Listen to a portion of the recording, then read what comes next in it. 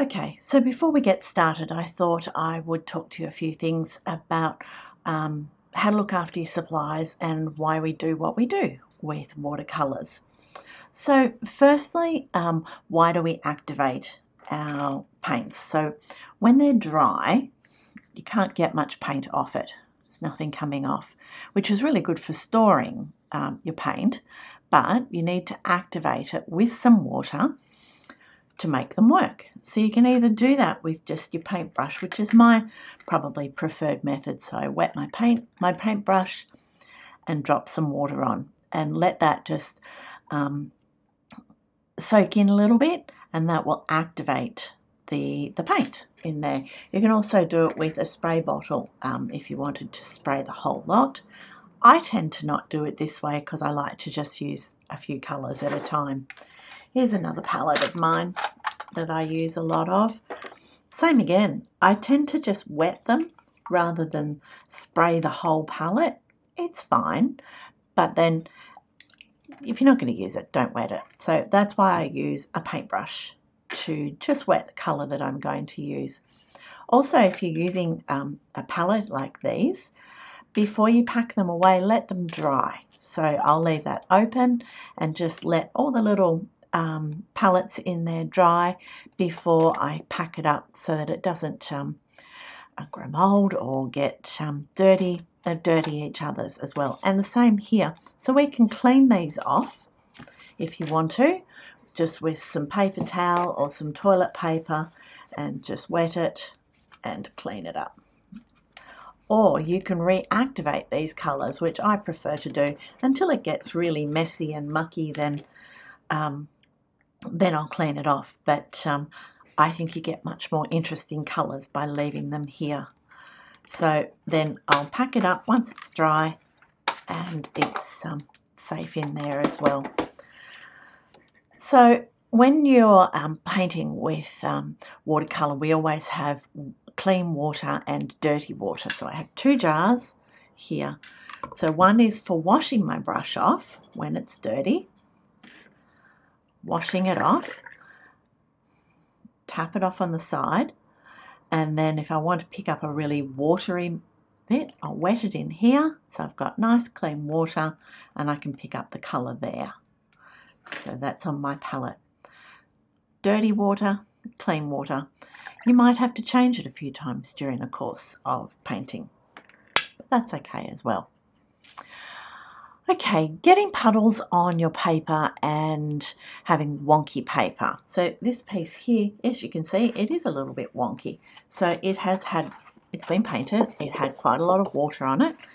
It can be flattened by putting it into a book or under something heavy that will flatten it out, and a day later or so it'll be nice and flat again. Or you can tape it down to begin with. I could have taped it onto my board. You can use any sort of tape, washi tape, or the blue painter's tape as well. So just be careful. You can paint or tape it down all the way around, and when you're taking it off, tape that down so it would hold it down nice and flat. When you're taking it off, hold the paper and take it off on an angle. It may stick, and if it does, stop immediately and hit it with your hairdryer or a heat gun. So this is my heat gun. So just heat it up and that will just soften the glue enough to release it. So taping your paper down is a really good way. Also gives you a beautiful line around it and a nice finish. So while I've got my heat gun out, this is my heat gun. It's just a little one I got from Amazon. It's good. It's small. I don't have a lot of room to paint, so it suits me. You can use a hairdryer, and a hairdryer might give you more control because it has more heat settings. So you don't have to buy anything. Just use your hairdryer. Perfectly good. Okay. When we're cleaning up, a few things when you are done. What I want you to be very careful of is washing your brushes off when you're finished. Rinse it off in your water, in the clean water. You take it, I like to take mine to the tap You can use a very mild soap on them, a little bit of detergent. It really isn't that important as long as it's clean and doesn't have any paint. Reform it back to its nice point and let it dry flat. I like to leave them on some paper towel so that it's got a beautiful shape, and when you come back it's still got that beautiful point.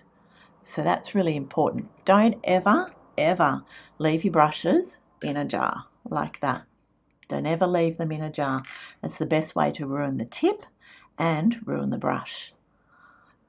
Remember to always dry it off, wash it, and form it back into a beautiful tip.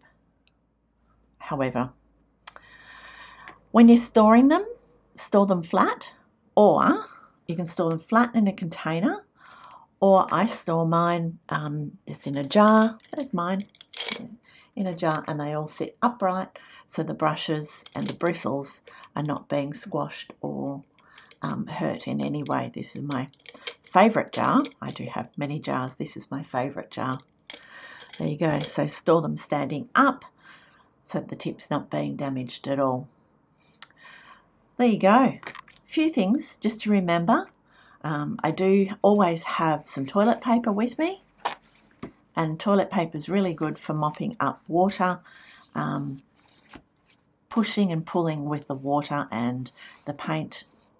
Toilet paper is better than paper towel because paper towel has a rigid finish and it will leave marks in the paint on your paper. That's why I use toilet paper. Toilet paper also soaks things up much quickly, and it soaks up better as well than the paper towel. There you go. So toilet paper, try and buy it with as less amount of pattern on it as you can, and it will work much better than paper towel.